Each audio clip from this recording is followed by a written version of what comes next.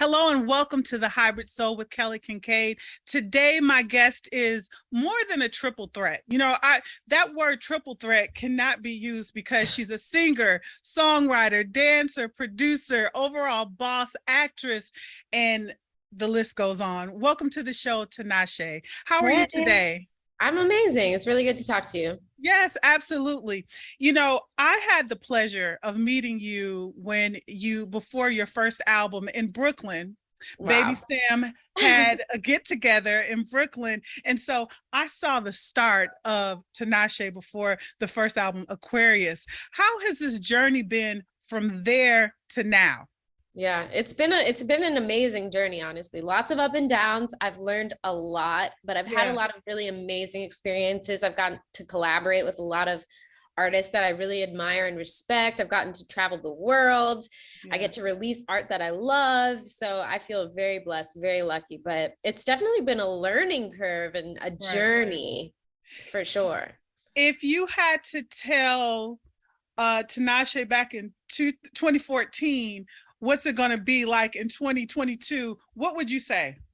Mostly I would be like, girl, just be patient, enjoy the ride, because I think a lot of times when you first get in the game, and especially because my first single was like pretty successful with Two On, it was like everything just started moving so quickly. I started flying places. I started doing so many things that it's almost like your vision, your perception of the world kind of gets smaller. Like you zoom in onto yourself, your status, how everything's doing. And I think it's important to like zoom out and look at your career as a long-term legacy. Like where are you going to be 20 years from now looking back? Are you going to be happy with the work that you've done, the art you've put out? And so I really have that perspective now. It's much easier for me to be able to like think about my career as a big picture. And I think that that's probably what I would tell myself early on. It's just like, girl, this is going to be a whole journey. So focus on the big picture. Exactly. That's great words to tell someone. I respect your hustle. Like you keep it moving and you just continue to expand. And what I love about is let's talk about your music is that, you really have an eclectic taste. You've worked with so many people. Before we started, I was listening to the song Pasadena with Buddy, but you've worked with like Calvin Harris, Snake Ship, Schoolboy Q, Hitmaker, Jeremiah, and the list goes on. It's like not one genre. How do you feel having that eclectic taste, being one of those artists of a genreless mindset? Yeah. I mean, I feel that that's just really true to who I am. And so I'm excited to see. And I think it's a perfect era where people are more than ever, people are listening to all sorts of different types of music and people are fans of all different things. And we're not forced to pick like one genre or another. Artists are genre hopping more than ever. And so for me, it just feels like that's what keeps me excited, inspired, just being able to follow that inspiration, like whatever I'm feeling on this particular day. Like I may make a song that sounds like this, or I may make a song that sounds like that. And like they both to me make sense because sometimes you don't feel the same way every day. Absolutely. You want to listen to the same vibe all the time. So was that hard to stick to your guns as far as like just being open and being a young artist in the industry starting out? Yeah, I think so. And I think especially when you're new and you have that idea for yourself, people can look at it as unfocused or maybe a lack of direction and not really see that, no, that's just, who I am. I have a lot of different influences. I'm going to dibble and dabble in a lot of different sounds. And so I think as my career has gone on and as I've kind of gained the respect of my peers and fans and just, listeners in general, I think people have been able to understand with a better perspective that, I'm not just going to be one particular vibe or another. It's going to be a little bit of everything. I love it. When I listen to your music, it's a workout. I can clean my house. I can get hype. It's that music that I can get ready to go out and hang out. Totally. So thank you for making the music that you do. Let's talk about 333. You released it in 2021 and you came back with a deluxe album in 2022 and added 4 songs. Now, I loved 333 the way it was. Now, I will tell you, I love X and I want to talk about that. But you know what song that really stuck to me? And maybe I am dark. I love Last Call. Oh, Last Call's a good one. Last I Call's love like, that. it gets you there in your heart. Yeah. Yeah. What was the process of writing that? Because you were very hands-on in all your projects, but this project I know was special because you named it 333 and that had a meaning, a deep meaning for you. How was it writing Last Call? Well, Last Call specifically, I think I really wanted to tap into that raw emotion of being at the place where you know that something is kind of coming to an end of a relationship, but you haven't really brought yourself to like take that leap yet. And I think that that's a very bittersweet kind of place to be at. Yeah. And you know, there's a sense of acceptance, there's a sense of knowingness in that song, and I think that album represents kind of the end of a chapter and moving into another chapter, and also kind of the cycles that we tend to repeat while we're healing. Yeah. And so Last Call is one of those songs that kind of reflects that cycle, and kind of to me, I really wanted that raw emotion with the guitars as well. So there was a live instrumentation while we were in the studio. I had a guitar player in there, you know, just, I felt like the chords really felt that kind of angsty energy. And so that's one of my favorites also, and one of my favorites to perform. Absolutely. Let's talk about X. You did that with Jeremiah, but Hitmaker was produced this project, produced that song. How was it working with Hitmaker and him bringing his fellow Chicagoan Jeremiah to the play with doing the song? Well, Hitmaker and I have always had a really cool relationship. We've collaborated a lot in the past on just different things. Yeah. And so I thought it was perfect to, you know, I'm always trying to be like, what's next? What are we going to do next? And I thought, you know, X felt like the perfect song to get Jeremiah on because it had that open verse that it felt like it needed a melodic feature, somebody who was going to like really bring some charisma and a new perspective. And I was like, Jeremiah would be perfect for this. And obviously they have a really great relationship as well. So it was like, it was easy, made sense. And for people who love this song, what is X about? You know, I mean, it's a little open for interpretation. Yeah. It's a little, you know, I feel like it's a flirty song. It's really kind of about just, you know, trying to have that flirty energy, like come and get me, come and find it, you know, playful vibes. Absolutely. Absolutely.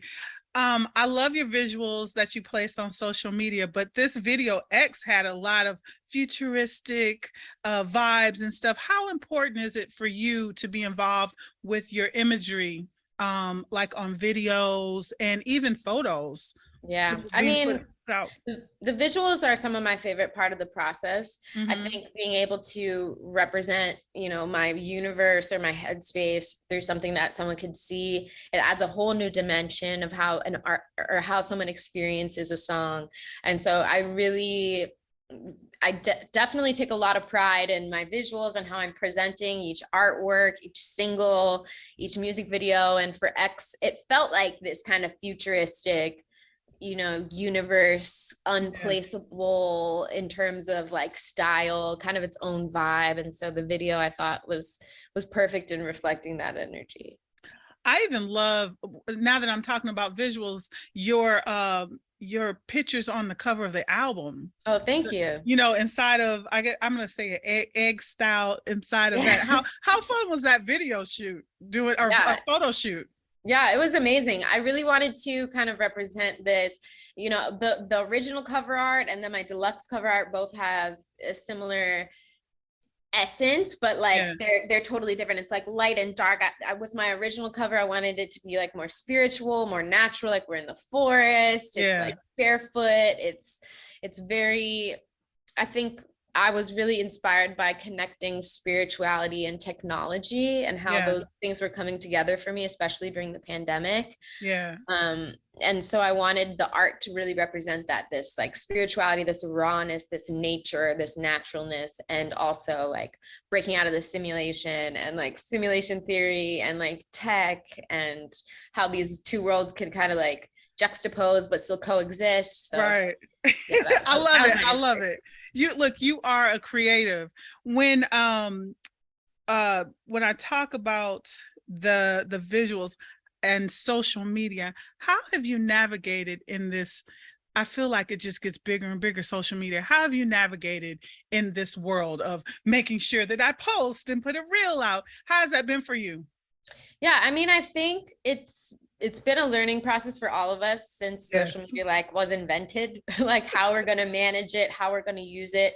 I think I've been able to use it as a tool in my life, which has really helped me to reach more people and be able to communicate with fans all over the world, which is really Yeah. positive. Also, there's obviously a lot of negatives to the internet. You know, just being, first of all, just being addicted to the internet is something that I think a lot of us have to deal with. And then second of all, obviously that constant feedback and reading people's opinions. And so I think just with practice and with it becoming such a big part of our lives, you get better at just like setting boundaries for yourself in terms of like what you read, what you expose yourself to, how often you're exposing yourself to those things. And yeah, you just got to kind of practice, I guess, having good internet boundaries. I love that. I love that.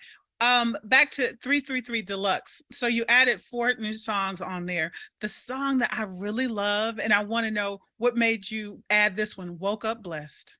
Oh, I mean, Woke Up Blessed to me just felt like triumphant. It felt like it really wrapped up the whole project really nicely.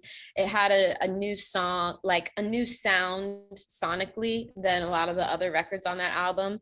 But yeah, and also the message, just feeling like at the end of the whole project, you know, you're just happy and you just don't really care about, you know, all the, like the negativity and things that are going on, stuff that you've been through. It's just kind of very celebratory and it has that really joyful energy. And so I thought it'd be perfect to end the deluxe. Who was Christian Blue? Christian Blue, he collaborated with me also on the song Small Reminders, which is another one of my favorites on 333. And yeah, he's an artist from the Bay Area that just kind of started releasing his own work. And he was really fresh in LA when I first met him. And actually Channel Trace introduced me to him in a studio session. And we just had really good energy. And I love collaborating with artists who just make the song better, you know, not necessarily for any other reason than the fact that they sound amazing and they make the song elevate. And so I thought he fit that song perfectly, and his verse really elevated the song. So that was why I chose to collaborate with him on the song. I love it. I think, you know, when we talk about spirituality and when I saw Woke Up Blessed and I listened to the lyrics, it's such a choice to wake up feeling blessed. You know, definitely. So that's a song that I could wake up to every morning just for that motivation and that inspiration to make my day good, you know, or great, you know. So we love that. Yeah, right. You've been on tour, you went overseas. How was that experience? I mean, it was amazing just to be back on the road after this little hiatus of these last few years. I hadn't been to Europe, especially in like 4 years, I think. So just having that energy again of everyone in the room enjoying music and dancing together and singing together, it felt so good. And I felt so alive. Like I definitely didn't take it for granted. It felt amazing. Yeah. Any special city that stood out most on your tour, this trip? Maybe London. London really showed me a lot of love. They kind of gave me a really long standing ovation. I got like emotional. It was the whole thing. It was really touching. So that's dope. Yeah. That's dope. So you're working on new music, I hope. Yes, of course. How is the tour in the summer and being, you know, inside help with the writing process this time? Well, it gives you inspiration and also motivation just to, you know, give the fans something new, because you can finally face to face. It's different when people online tell you that they love your art. It's another thing to like see it in person, people singing along and dancing to the music or telling you how much it means to them. And so I think that when you get back from a tour like that, you are exhausted, but you are also like energized by all of that love and all of that positivity. And that makes you just like want to go in and make something amazing. And so I've been using that energy to, just add fuel to my creative fire and just stay inspired and try to make something new that they're going to love. That's beautiful. Sticking with the music, is there anyone that you are looking forward to or on your bucket list to work with and with your new music?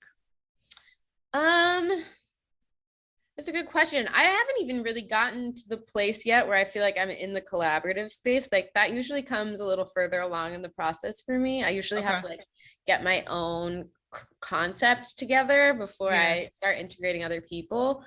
But I definitely want to collaborate with more women on this run. I'm always looking to do more female collaborations because they're just awesome and they're few and far between. And so hopefully more women. Right. While I have you and I can see you face to face, let me tell you, I was so proud of you when you did the live version of Rent.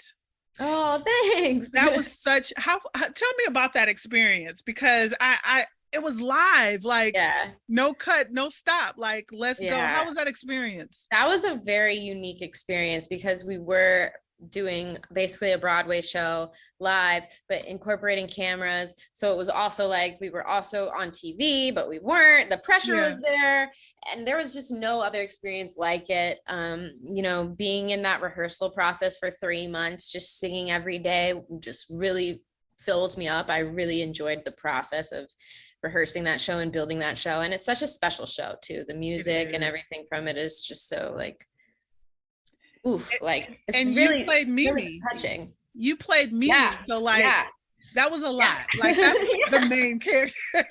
And she has like a tough life. Like she's going through a lot of things. So for me, it was a very emotional and powerful and great experience. It was all positive. It was really amazing. What were you able to take from that whole experience and apply it to as far as your artistry?